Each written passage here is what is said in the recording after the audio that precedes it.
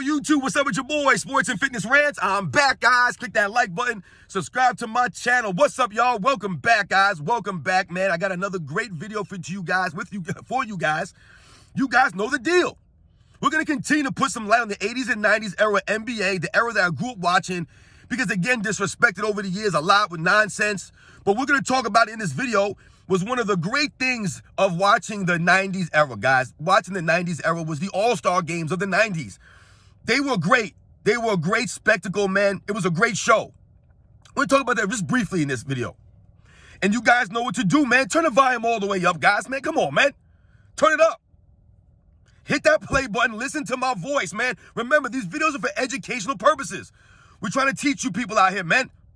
Let you guys know the truth. It's not a hate channel. And let's roll. So, yeah, guys, if you grew up back in them days, and listen, I hate to be that guy. I'm not the old head trying to hate on other all-star games of other eras. But for me, the all-star game hasn't really been special since about 2014, guys, somewhere around there for me. Pretty much when Kobe stopped participating in the all-star game at a high level due to injuries and things like that at the end of his career, that's pretty much when the competitiveness of the all-star game kind of went away. But we don't want to focus too much on that. I want to focus on the 90s era all-star games. And one of the things that I hate now is how they've gotten rid of the East versus the West, right? The Eastern Conference versus the Western Conference. They got rid of that, you know, and they started doing these team captains and all this other nonsense. I wasn't a fan of that stuff. It's just like we're not a fan of the guys, you know, teaming up with each other during the regular season. We're not a fan of seeing some of these guys that we're used to seeing going against each other. We want to see them, you know, have that Eastern-Western Conference vibe to it. You know, like I said, it shouldn't matter. You know, it was a rivalry in the 90s, guys. There really was a rivalry there with the Eastern Conference teams and the Western Conference teams. If you guys think back to the 90s, the Eastern Conference teams in the 90s were known more so of being a more lower scoring teams that were more physical, teams that were more focused on defense. That's how the Eastern Conference teams were generally recognized or known as. And the Western Conference teams were usually known as higher scoring teams that would run up and down a little bit more. They were maybe a little bit less physical, right? Not saying that there weren't Western Conference teams that were great defensive teams or that were physical, but that was usually how they would generally perceive the Eastern versus the Western Conference, guys, right? You think about teams like the Denver Nuggets, the Phoenix Suns. These were known as higher scoring teams in the 90s. When you think about teams in the Eastern Conference, you think about, like I said, you know, the Chicago Bulls. You think about some of these other teams, the Detroit Pistons, the New York Knicks. These were more physical teams. But when we think about the all-star games, guys, when people talk about these all-stars and they compare it to past all-star games, and we talk about not being as competitive, it's not only the competitiveness, it's the style of play that you're watching. It's not as entertaining. If you guys remember in the 90s, or if you don't know if you've ever watched some all-star games from the 90s, generally how it would go is the all-stars would come out that first quarter or two, right? Maybe the first half, and they would put on a show. They would be, you know, doing highlight dunks and crazy passes, and like I said, you know, they were doing all kinds of spectacular things out there. And the defense would not be as stringent, but it would still be there. And then what would happen? As the game went on, the third quarter, especially into the fourth quarter, when things would start to get a little bit more physical, the play would pick up. It would become a little more serious, more competitive.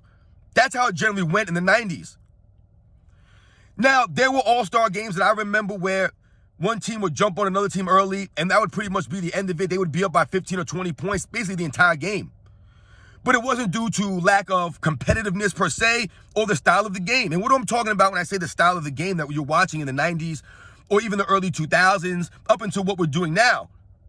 Well, quite simply, what I mean is that when you watch the game, well, I've told you guys in the past about the 90s, it was a more of a balanced game. The all-star games were no different.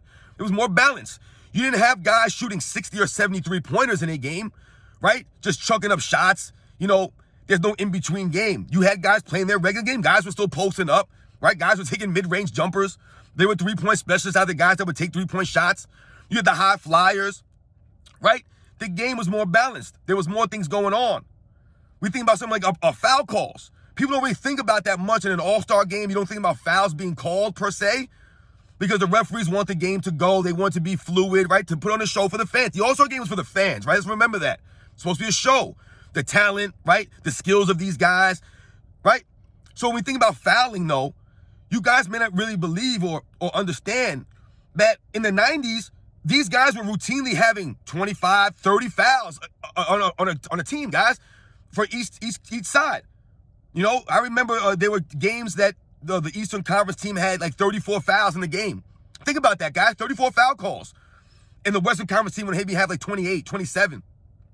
This is what it was. I don't believe they ever had less than like 22 fouls in the 90s, guys, for either team.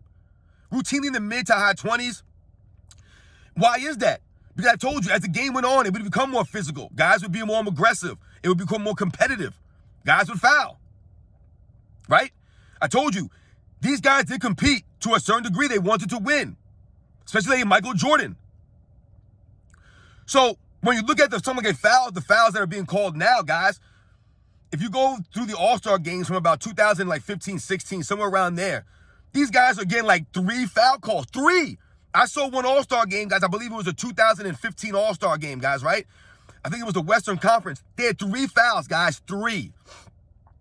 Now, listen, we know the game is not the same. But 3 foul calls in an All-Star game, that just goes to show you what I'm saying is not necessarily that they're not playing defense, they're not hustling, which we know they're not, but also the style of the game. Right? Guys are not attacking the rim. They're chucking up 73s, literally 73s, guys. I believe it was 77 threes in that All-Star game that I just talked about with the 3 fouls. 77 threes, I believe the Western Conference team shot. That's insane, guys, when you think about that. Basically, that means that you're just watching a 3-point contest out there.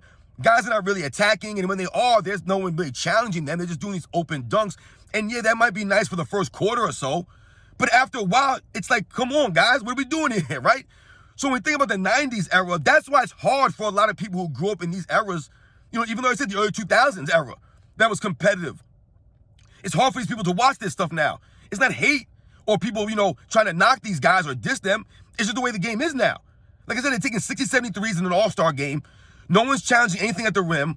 It's just silly now. Like I said, they're getting about 5 or 6 or 7 foul calls, guys. Now, look at the fouls that they're getting, guys. They're getting like 8 foul calls a game. 8 foul calls. I mean, I'm not saying that some people are out here hacking guys and killing dudes.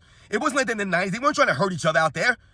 But at the same time, they wanted to win these guys. I'm telling you, man, you think about Michael Jordan, guys. Let's say he played in, I believe, 7 All-Star games in the 90s, right? Let's think about 1990, 91, 92, 93, 96, 97, 98, right? That's 7 All-Star games in the 90s out of the 9 that they had, right? Because they didn't have one in 99 because of the lockout year.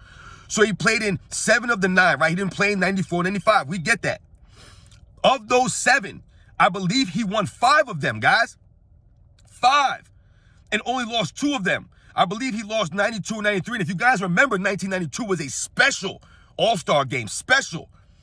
Because Magic Johnson was allowed back. He was voted on by the fans. Even though you guys know he was forced to retire due to the HIV after the 91 season. The fans voted him onto the All-Star game in 92, and the NBA allowed him back to play in the All-Star game in 92. If you guys remember, it was a special All-Star game, guys. I mean, I'm getting the chills thinking about it. Why it was special? Not only because Magic Johnson was back and what he meant to the NBA and what he was going through and what it meant to the world, what he was going through. But the performance that Magic Johnson put on was something for the age, something I'll never forget. Magic Johnson was one of my favorite players when I was growing up, guys, and that 92 All-Star game, guys, was special, man. The man performed on cue, did not let down the fans. The dude was hitting 3-pointers without even looking at the rim, basically, it seemed that sometimes, guys. You guys remember how he ended that 92 All-Star game? It was special. Much love and respect to Magic Johnson, man. The man put on a show. And the Western Conference blew out the Eastern Conference in that All-Star game, guys. That was one of the 2 that Michael Jordan lost in the 90s. Because he was competitive in these All-Star games. As a matter of fact, Michael Jordan led All-Star teams 96, 97, 98. He won all 3 of those, guys. All 3 of those All-Star games were won by the Eastern Conference. So, yeah, man, just shout out to the guys from the 90s, the All-Star games, all those guys, David Robinson, Hakeem Olajuwon, Patrick Ewing, the guys who participated in these things, even the guys in the last one, 98, Kobe, Tim Duncan, you know, these guys that participate in these All-Star games, guys like Jason Kidd and Grant Hill and Anthony Hardaway, Scottie Pippen, Charles Barkley, Karl Malone, John Stockton, Kevin Johnson, Mark Price, just all the guys that compete in these things, Shaquille O'Neal.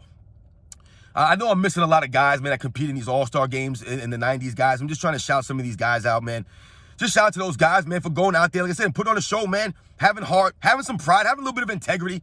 Like I said, no one wants you to go out there and start, knocking people down and hurting people. But it would be nice, like I said, to have a little bit different style of play, not just chucking up threes, and silly dunks. We have a dunk contest for that. It's funny how these guys, they'll do this stuff in an all-star game, but none of these guys want to do the dunk contest, right? You see the mentality there? But anyway, guys, I don't want this video to go long, man. But yeah, man, much respect to those guys in the 90s, the all-star games, the guys that participated, man, the way that they played, the way the game was played. Much respect, man. I'll catch you guys on the next one.